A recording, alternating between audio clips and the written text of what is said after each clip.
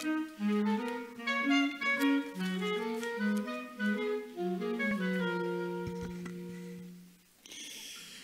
evening, dear ministerial colleague and friend Chris Peters, Presidents, Excellencies, ladies and gentlemen, good friends. Het was vandaag alles behalve gemakkelijk om zich te verplaatsen van Berlijn naar Brussel. In gevolge een staking van het luchtverkeerspersoneel in Zaventem. Dus ik wist niet op welke manier ik Brussel zou kunnen bereiken. Mijn medewerkers hebben de hele ochtend gebeld en geprobeerd verbindingen uit te vinden. Ten slotte ben ik met het vliegtuig van Berlijn naar Keulen gegaan. Vandaar hebben ze mij in de auto verplaatst naar Brussel. Maar ik wilde absoluut aanwezig zijn vanavond hier bij deze plechtigheid. En dat in bijzonder voor 3 redenen. 1. Deze Kamer van Koophandel was gesticht in 1894 in Antwerpen. Met Antwerpen heb ik een hele persoonlijke, diepgaande relatie. Toen ik een heel jong lid van de Duitse Bondsdag was ik uitgenodigd naar Den Haag in het tv-programma Buitenhof. Ik had nog een afspraak diezelfde avond in mijn kieskring in Saarland. Dus ben ik teruggegaan en ik werd op de snelweg in België in Sint-Pieter-Jorens opgepikt door de politie. Wegens snelheidsovertreding, 194 km per uur in plaats van 130 die zijn toegestaan geweest. Ik moest enkele weken later voor de rechter verschijnen in Antwerpen. Ik heb aan hem uitgelegd dat ik het ontzettend druk had, dat er in Nederland overal files zijn geweest. En dat ik dan in België probeerde om zo snel mogelijk naar Luxemburg en Saarland verder te rijden. En dan zei hij, meneer, heb ik het goed begrepen, u heeft de Nederlanders gespaard en de Belgen geteisterd. En dat was toen een hele mooie anekdote. Maar ik ben altijd onder de indruk geweest van deze 3 landen, Vereniging Benelux, van mensen met zo veel verschillende ervaringen, die hebben samengewerkt over de grenzen heen. Onderling en vooral ook met het buurland Duitsland. En Duitsland is alles behalve gemakkelijk buurland geweest in het vorige eeuw. Iedereen weet het nog wel precies. Der zweite Grund, warum ich gerne gekommen bin, ist, Sie sind Belgier, Sie sind Luxemburger und ich bin Saarländer. Und ich finde, wir großen Länder müssen mehr zusammenhalten. Ja, ich meine das ernst, weil Größe ist keine geografische Kategorie. Das Saarland zum Beispiel hat in 300 Jahren 3 welthistorisch bedeutende Persönlichkeiten hervorgebracht. Der erste, als wir noch alle Franzosen waren, zur napoleonischen Zeit, Marschall Michel Ney aus meiner Heimatstadt Saarlouis, das war der Generalstabschef von Napoleon und durch falsche Befehle hat er die französische Armee in Waterloo ruiniert. Der zweite aus Wiebelskirchen im Saarland war Erich Honecker. Der hat die DDR ruiniert. Und der dritte aus meinem Wahlkreis im Saarland, das ist Oskar Lafontaine. Davon haben sich die Sozialdemokraten bei uns bis heute nicht erholt. Also Sie können sehen, aus einem kleinen Bundesland können große Taten geschehen.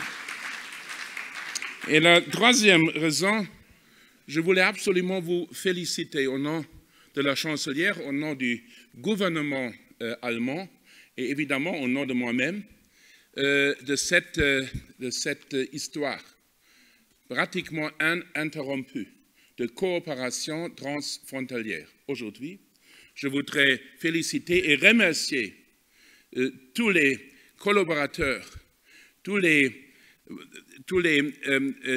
hommes d'affaires et femmes d'affaires qui ont fait possible cette coopération, qui ont résolu des problèmes, qui ont toujours insisté à cette coopération étroite pour préserver quelque chose qu'on peut appeler une identité, une espèce d'identité européenne au cœur de l'Europe. Et si on rappelle l'année 1894, Bismarck, il était toujours parmi nous à l'époque. C'était une période de croissance. Nos citoyens se sont réjouis à une croissance éternelle, à une période de paix à une période de progrès. Et quelques années plus tard, la Première Guerre mondiale a éclaté et une période de presque un demi-siècle a commencé avec des conflits, avec des crimes, avec des génocides, avec des guerres.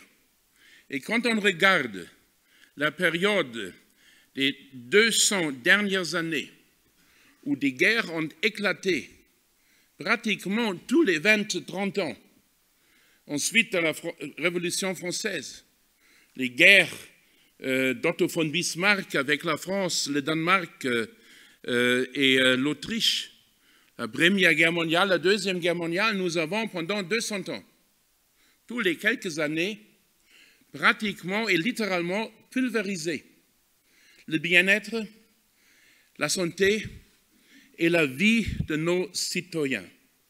Des générations et des générations ont perdu leur perspective. Et aujourd'hui, après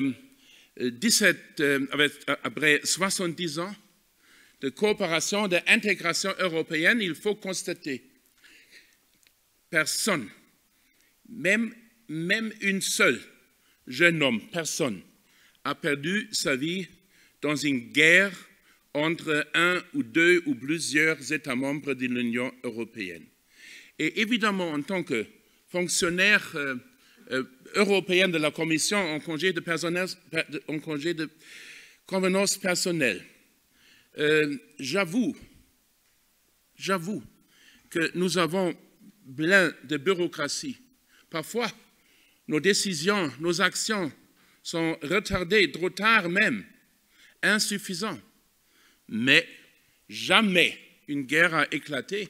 Et donc, je constate, cette intégration européenne, c'est la meilleure chose qui est arrivée à nos peuples depuis 200 ans. Et il faut tout faire pour défendre, pour préserver l'idée de l'Europe aujourd'hui contre les populistes, contre les militaristes, contre toutes les personnes qui veulent détruire ce qui a été construit par nos pères et grands-pères. Et c'est notre devoir, c'est notre tâche, aujourd'hui avant les élections européennes, mais également après et dans l'avenir, de tout faire pour renforcer la coopération européenne. Mesdames et Messieurs, wenn wir uns anschauen, vor welchen Herausforderungen wir stehen, dann müssen wir feststellen, dass wir so viel erreicht haben.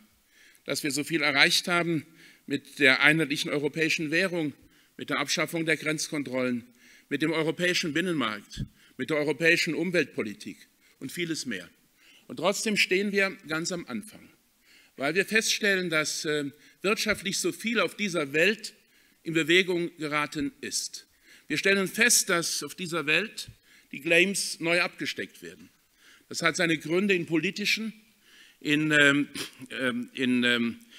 aber auch in technologischen Entwicklungen. Technologisch, weil wir erleben, dass wir heute die schnellste Innovation haben seit der Erfindung der Dampfmaschine und der Dampfschifffahrt, dass wir mit der künstlichen Intelligenz und der Digitalisierung erleben, dass die Voraussetzungen für Produktionsstandorte, für internationale Wettbewerbsfähigkeit völlig neu bestimmt werden. Weil wir erleben, dass der Siegeszug der Marktwirtschaft, der stattgefunden hat nach dem Ende des Kalten Krieges und dem Fall des Eisernen Vorhangs, dazu geführt hat, dass in vielen Ländern, insbesondere in Asien, in China, in Vietnam, in Indonesien, in Malaysia, aber auch in Indien, in Bangladesch und anderswo, die Menschen mit harter Arbeit sich ihren Wohlstand und ihre Chance auf Glück erkämpft haben. Und wenn Sie heute nach Peking fahren, wenn Sie heute nach Ho Chi Minh Stadt fahren, dann sehen Sie ein anderes Land im Vergleich zu der Zeit vor 20 Jahren. Und diese Menschen wollen ihren Teil vom Wohlstand.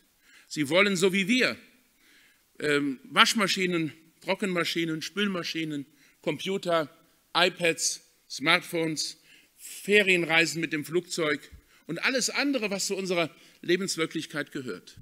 Und das stellt uns vor zwei Herausforderungen. Zum einen vor die Herausforderung der Bewahrung der ökologischen Grundlagen unseres Planeten. Wenn wir uns vorstellen, eine Welt mit 7 Milliarden Menschen, die Anspruch erheben auf den Wohlstand, den wir heute schon uns erarbeitet haben. und bereit sind, ihn selbst für sich zu erarbeiten, ohne unsere Hilfe aus eigener Kraft, dann können wir diese Lebensgrundlagen des Planeten nur bewahren, wenn wir gleichzeitig dem Prinzip der Nachhaltigkeit zur Geltung verhelfen, wenn wir Ressourceneffizienz steigern, wenn wir erneuerbare Energien ausbauen. Und dafür brauchen wir das Vorbild unserer Länder. Ich habe übrigens mit meinen grünen Freunden manchmal eine Diskussion, weil sie sagen, wir müssen das Klima schützen, koste es, was es wolle. Und wenn der Wohlstand sinkt, dann müssen wir das in Kauf nehmen. Und ich sage, wenn ich an die jungen Menschen denke, voller Hoffnung in China und in Vietnam und in Indonesien und in Indien, dann weiß ich ganz genau, sie werden unserem Beispiel folgen, aber nicht, wenn wir unseren Wohlstand dadurch verlieren, sondern nur dann, wenn wir zeigen, dass Nachhaltigkeit, dass Ökologie und Wohlstand miteinander vereinbar sind, dass man ein umweltfreundliches, klimafreundliches Land sein kann und trotzdem eines der wettbewerbsfähigsten Länder der Welt.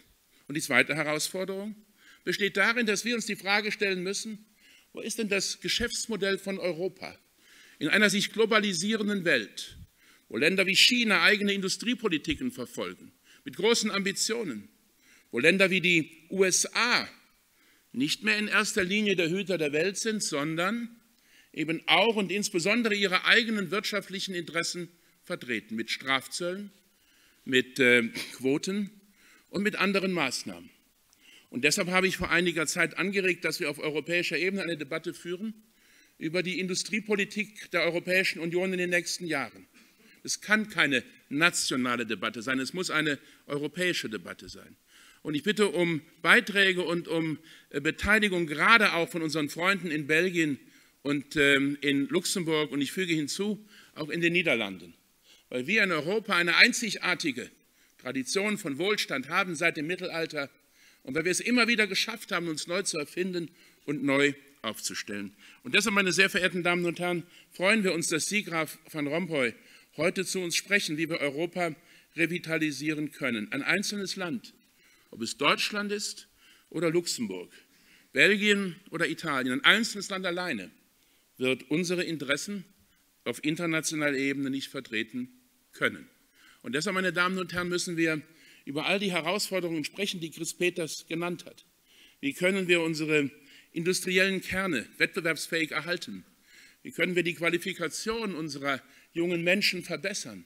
Wie können wir auch in einer internationalen Welt mit offenen Märkten dafür sorgen, dass unsere Vorstellungen von Marktwirtschaft, von sozialer Marktwirtschaft eine Chance haben für die Zukunft und dass der Protektionismus auch künftig keine Chance hat.